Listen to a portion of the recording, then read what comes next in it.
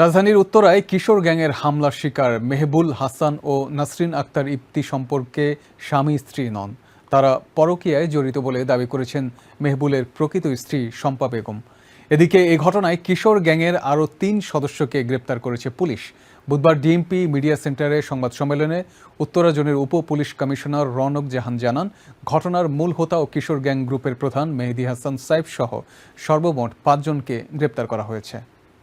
ধারালো অস্ত্রের মুখে যুবক, তা দেখে হামলাকারীদের রামদার সামনে বুক চিতিয়ে দাঁড়িয়ে গেলেন এক নারী। প্রাণে বেঁচে গেলেন তার সঙ্গী যুবকটি।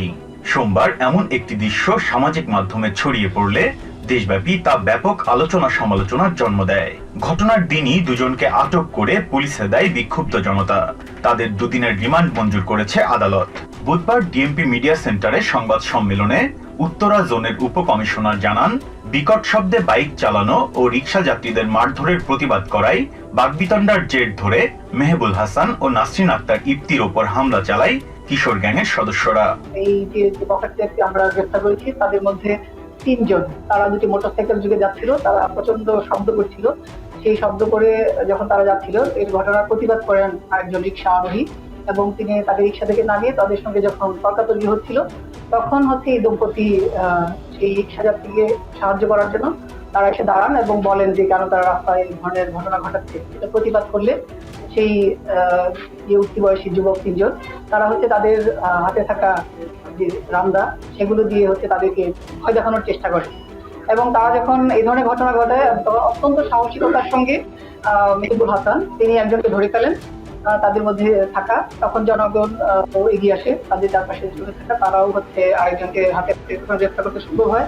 মোবারক হোসেন বিরাইকে এবং তাদের সঙ্গে থাকা একটা মোটরসাইকেল আটক করা হয়।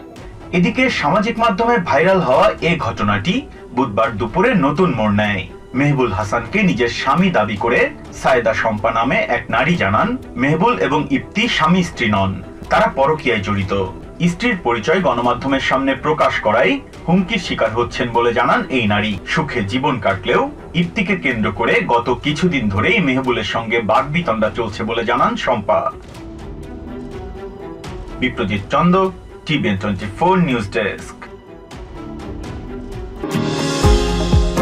নিউ ইয়র্ক থেকে সম্প্রচারিত টিভিএন 24 টেলিভিশন বিশ্বজুড়ে বাঙালির কণ্ঠস্বর।